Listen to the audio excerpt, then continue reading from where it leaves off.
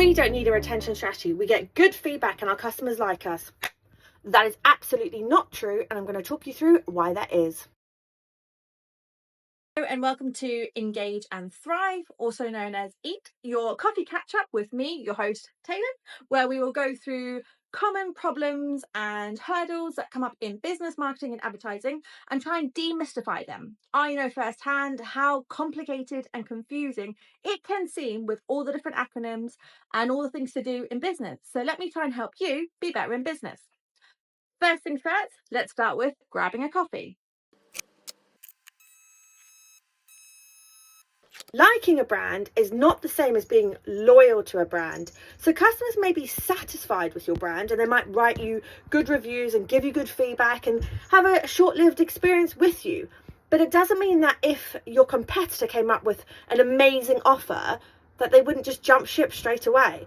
And I've spoken about this in a previous episode about having a competitive edge. So when you look at what your competitors are doing and thinking, how can we differentiate ourselves against them? So if I'm telling you to do that for your competitors, who says your competitors are not doing that against you?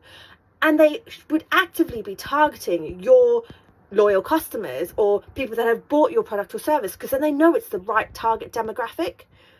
So according to some research conducted by Forrester, now I will say this statistic is from 2019, but I still believe the statistic number is probably correct as of today. They're saying that 80% of future revenue comes from 20% of existing customers. So if you just think about that in terms of the energy that you could be focusing on, instead of spending all this energy on acquisition. And this is one thing that will blow my mind continuously, is so many businesses spend so much energy, time, cost, teams, everything into acquiring customers. But then it's like a funnel, it's just so linear and people focus on that. And then when it gets to acquiring that sale for a product or a service, and then it's like, well, we've got them now. No, that's the peak part where you want to keep that conversation going, keep them engaged. And far too many businesses of all sizes, large corporates, small startups, medium, everything, I've seen it all, and they just forget about retention completely. The next thing to go through is vocab. So the first one, as we're talking about, is customer retention. So customer retention refers to the actions a business would take to keep customers returning, or repeat purchases, or ensuring that they are always going to pick your brand over your competitors. The next one is customer loyalty. So this is a step further after retention if you think about it, but actually they go hand in hand. This is the emotional and physical connection that a customer has to your brand, and they will always make sure that they're picking your brand over a competitor, almost to the point where it doesn't matter about your pricing. The next one is CLV, so customer lifetime value. What's the total worth of a customer to your business for your entire relationship with that customer? Again, if you're thinking about not just one sale, but ongoing sales. The next one is the churn rate. So the percentage of customers who stop doing business with you or a company over a given period of time. And then the final one is NPS, Net Promoter Score. So this is a metric used to gauge customers' loyalty to your brand. And the ways you would see this is when you get a feedback survey, or if you're leaving a store or whatever, and it says, how likely are you to recommend? So whenever you see that question, that's what they're going for. And a lot of times businesses will have that as a business objective to get a higher NPS score. That is your absolute customer feedback of their experience of your brand. So today we're going to go through 5 example strategies for retention. And just to bear in mind, like I always say, this absolutely depends on your budgets, your company size, where your business is. Are you just a startup? Are you mature? Whatever your situation, it will depend on how much time and effort you can allocate to these strategies and what strategy suits your target market. What I will say though is it is important to think about your retention strategy. Number 1 is personalized customer experience. So if you think about online retailers, they're normally really good at doing a personalized customer experience. So if you've bought something and then you get an email to say you might like this, or if they're giving you styling tips, like ASOS is the one that comes up regularly with people liking their content that they actually sent through. That's really personalized product suggestions. So if things go on discount, or team up this outfit or that look, etc. If you're then using the personalized customer experience to give them recommendations of products, you really need to map that out of how that looks, of the recommendations, what have other customers bought, that you could then use that data to inform that email marketing. The next one, number 2. This is probably the most obvious and basic one that we all know and interact with quite regularly and may not even realize, which is loyalty programs. So Starbucks is a prime example of a loyalty program. So you get your Starbucks rewards, and every few stars you'll get your free coffee, or if it's your birthday, come in and have your birthday coffee. Another one that is a really successful loyalty program, and this is a UK strong example, is a Boots Advantage card. So Boots points, you get so many points for buying certain products, and then they have like the offers in certain time of year.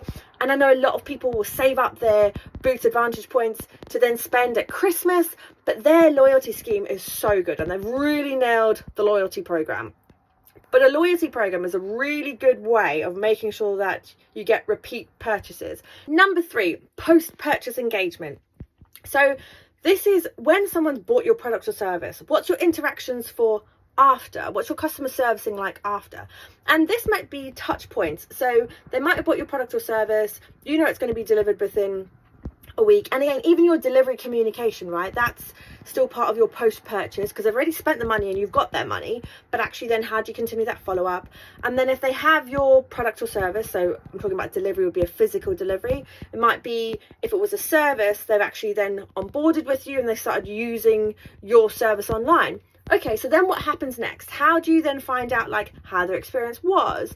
Did they have any questions? And again, it's really important with post-purchase engagement to plan out your interaction points. You don't want to be spamming people. You have to think like, okay, if they're going to be using our product or service, probably they may have some questions in the first 3 days, or maybe it's after a week if the product is in their home. Then you may want to do another touch point at like 3 months or 6 months, see how they're getting on. And then it might get to, again, depending on your product or service, an annual renewal. Do you want to touch base in the 11th month before the 1-year renewal? Or you know that the wear and tear on your product is going to last like 2 years, or the 2-year warranty, touching base before then. So it's really thinking about how you can have those constant engagements with them, and not just sending emails just to be like, how's it going? Which kind of nicely leads me into number 4, value added content. So this doesn't necessarily mean that you would be sending them lots of emails, but actually when you're writing some content, whether it's for your monthly newsletter that people may subscribe to, or they have opted in when they bought your product or service, or whether it's blog content, so you know that people would be going on your website to read your blog content, what value add can you give to them that constantly showcases you're an industry expert or an industry leader, but also that they have been using your product or service, or they like what you're delivering as an offering, and so they want to keep updated about your offering. The one with this, I would just say, with value add and email communication, is be human about it. Think about your inbox. When you open your inbox, what emails are you automatically like, oh, spam, delete, junk, and what are the other ones that come through, and you make sure they're coming through to your main inbox, not even like a side folder shopping inbox. You want to see those updates. So for example, for me, I really like seeing the new products that Joseph & Joseph release. Doesn't mean I'm buying every single one of their products. And when it comes to the time, I do usually go for Joseph & Joseph products because I know their quality, I know their customer service, I know how long it lasts. But I love seeing the different updates of the different products that they release. And I don't feel like they're spamming me too much. And now think of the real life examples of how you interact, and therefore what would you do, or what ones do you automatically delete? So what didn't you like about it? Don't do that for your brand. Which the final one, number 5, which is win back campaigns for lost customers. So if they've cancelled a subscription, you may see that you get offers, right? Of like, return back and you get 10% off, or don't cancel today and you can have 1 month free. If someone's then given feedback that wasn't the best feedback, or potentially wouldn't recommend, how could you reach out to them and really understand what happened, what's going on, and like feedback that information back into your team, but also then try and get them on your side by working through that situation. A few times I've seen it with hospitality situations is if you haven't had a good experience, a lot of times they may say to you like, can you come back, and like the meal's on us or a drink's on us or whatever the situation. Now, I'm not saying you need to give away free stuff. All I'm saying is turning that negative into a positive. That'll be one of your win back campaigns. So you really want to think about those customers, and you may want to almost like categorize the customers of your win backs, like likely to come back, less likely to come back. We'll just leave them to it, like they're okay. So that kind of like wraps up everything around retention. And like I said, I suppose as a bonus piece is just thinking about the fatigue of communication. So if you are choosing to do email communication or commenting on social about their product or following up with them, don't oversaturate that, because they are a customer. You want to retain them, but you want to build that community with them. You want to build the loyalty with them. You don't want to just be treating them as another sale. It's not a hard sale. They've already bought from you. They already know your engagement. Just remember that as part of the customer experience.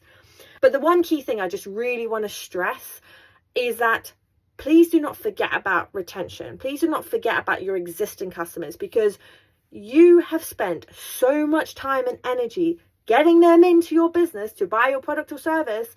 And then what?